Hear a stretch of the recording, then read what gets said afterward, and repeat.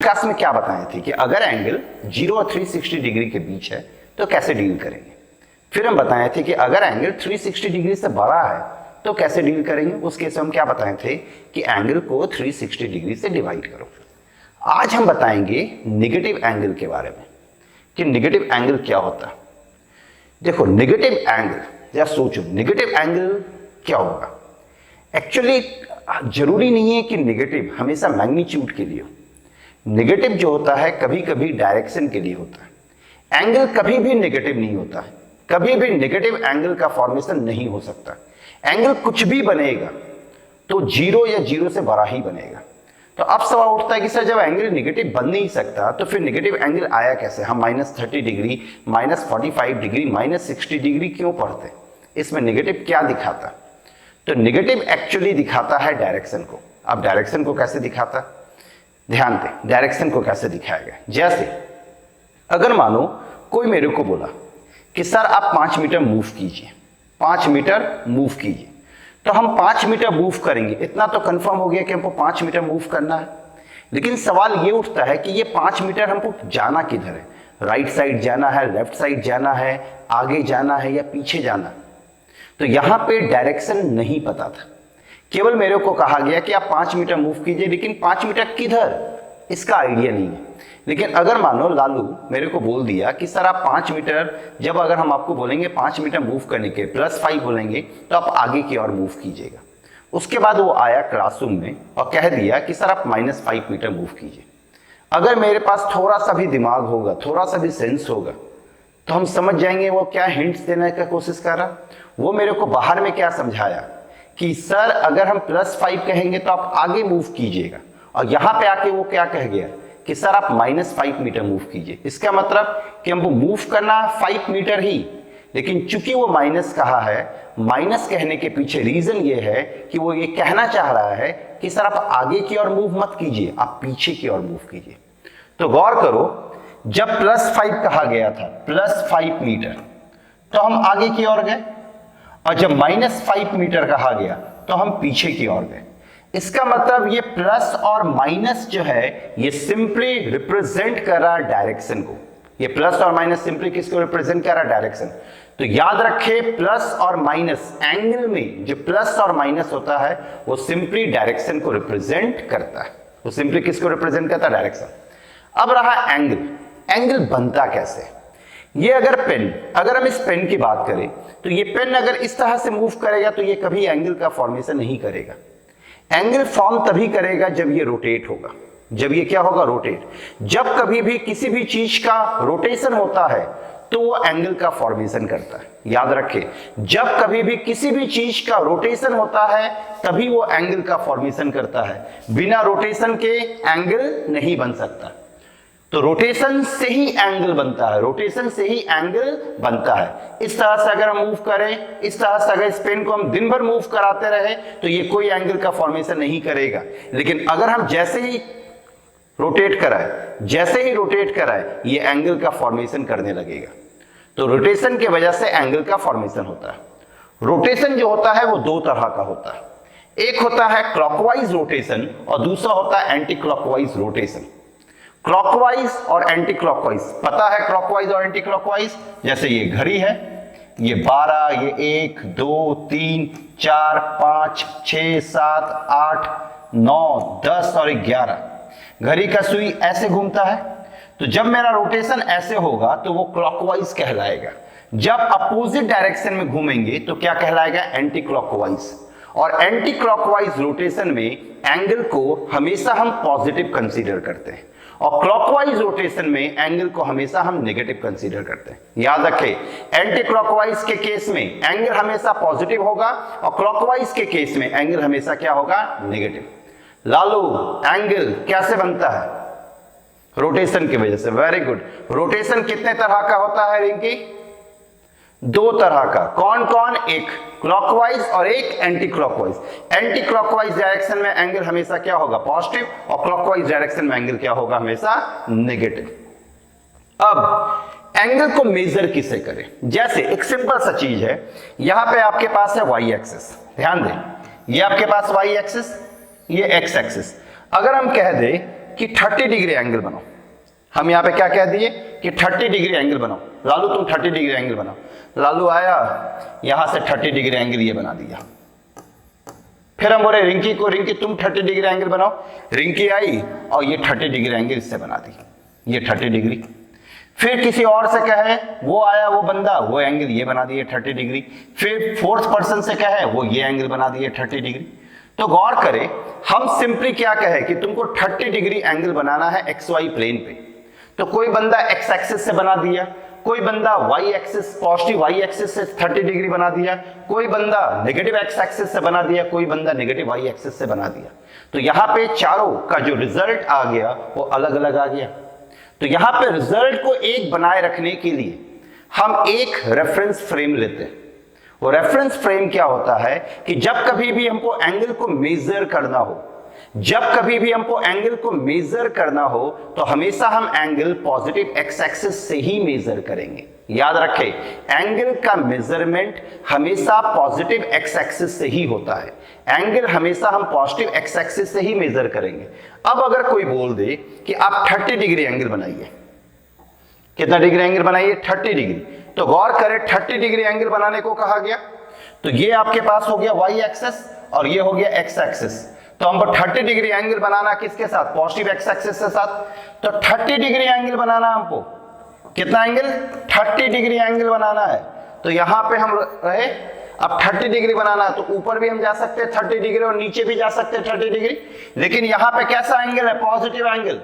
तो positive angle है तो मतलब एक्स एक्सिस से 30 डिग्री तो बनेगा।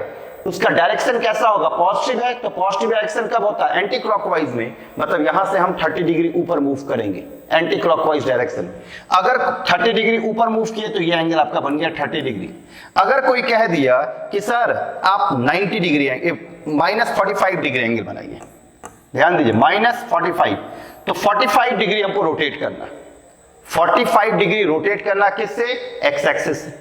अब सवाल ये उठता है कि ऊपर रोटेट करे या नीचे, एंटी क्लॉकवाइज में जाए या क्लॉकवाइज में। तो यहां पे देखें, यहां पे क्या है? माइनस है। तो यहां पे माइनस है, मतलब साफ है कि मेरा जो सेंस ऑफ रोटेशन होना चाहिए वो क्लॉकवाइज होना चाहिए।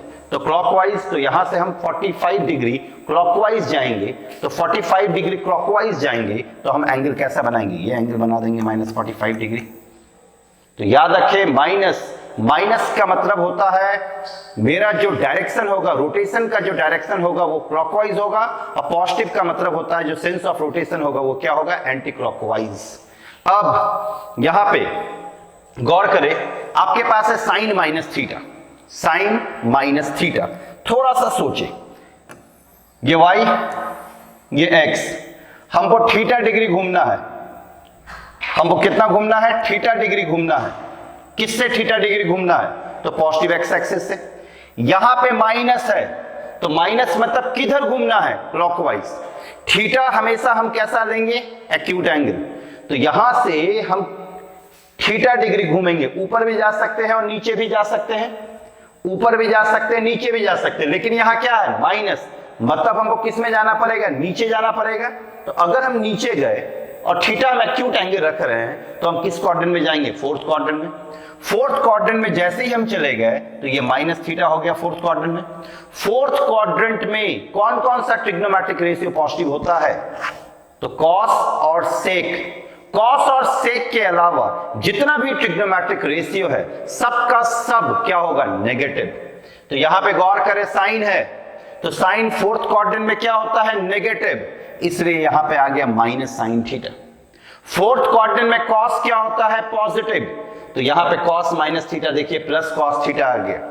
tan minus theta fourth quadrant में है। फोर्थ क्वाड्रेंट में tan क्या होता है? नेगेटिव, इसलिए यहां पे माइनस tan थीटा है। यहां पे क्या आया? Minus tan theta.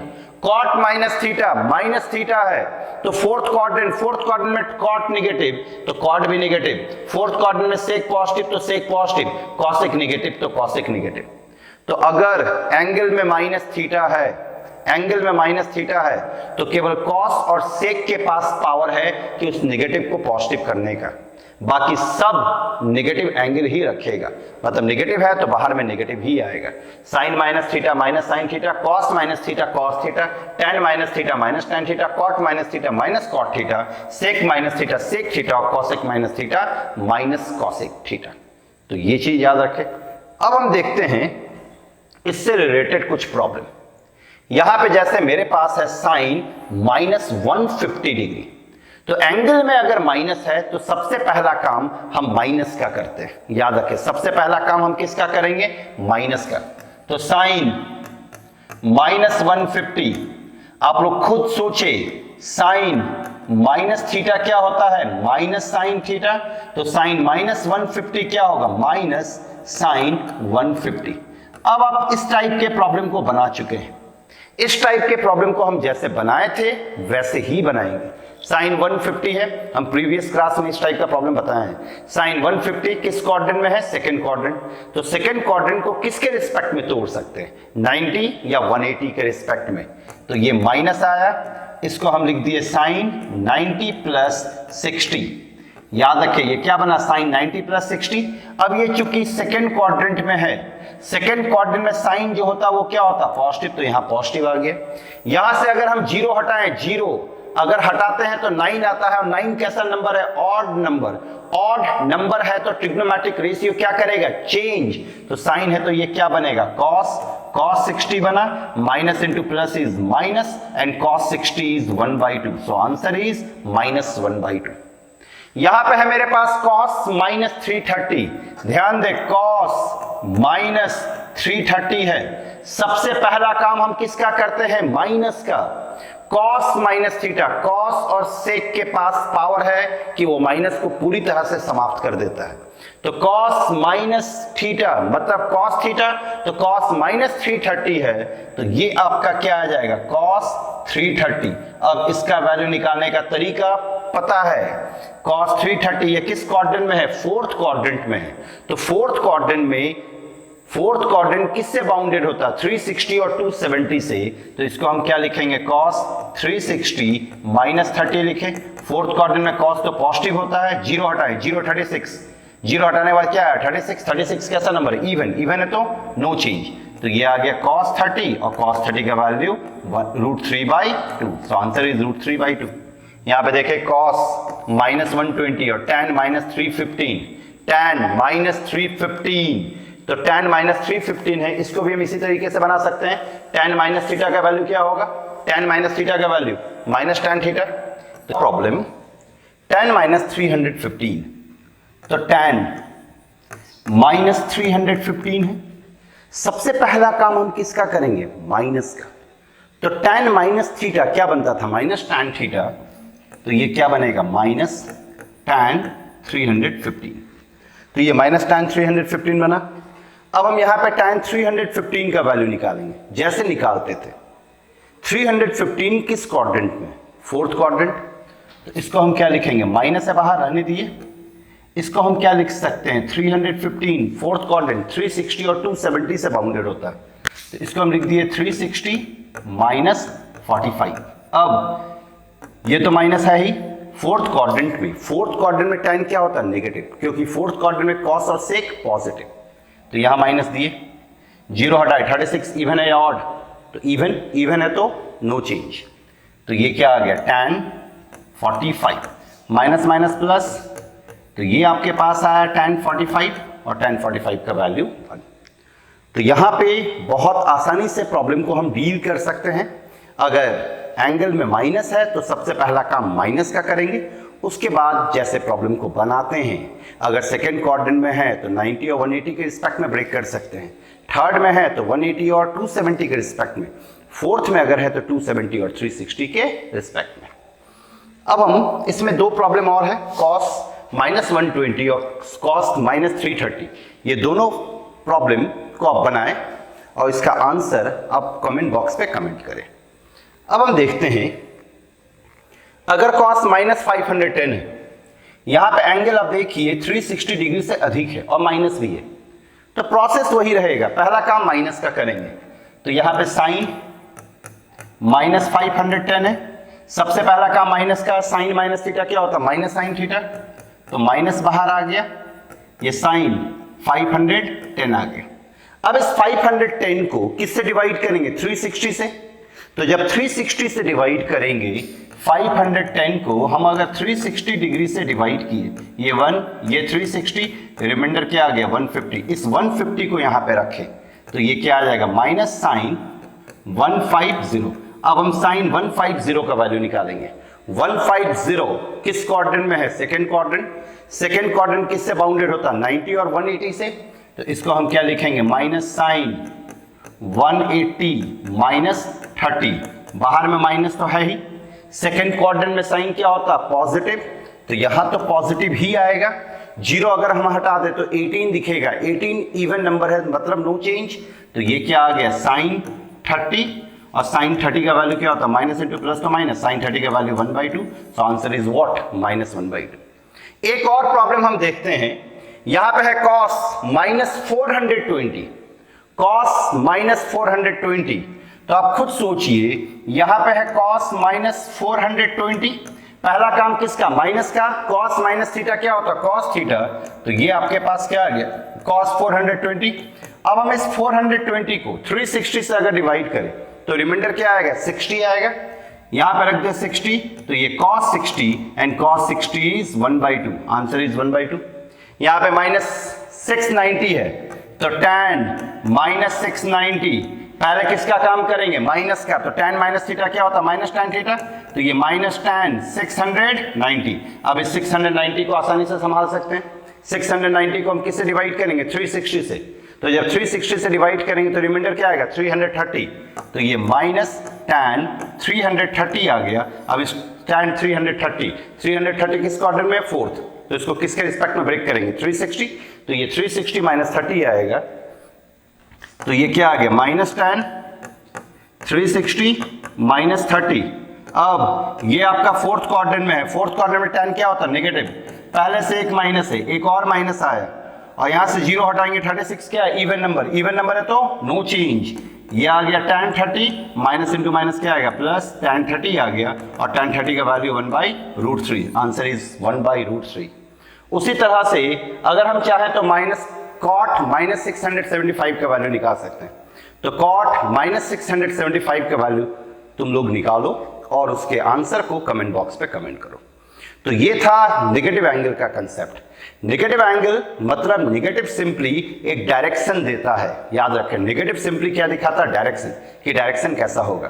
तो इस क्लास में, आज के क्लास में हम पढ़े नेगेटिव एंगल के कंसेप्ट के बारे में, कि नेगेटिव एंगल बनता कैसे है, रोटेशन कितने तरह का होता है, उससे रिलेटेड कुछ प्रॉब्लम।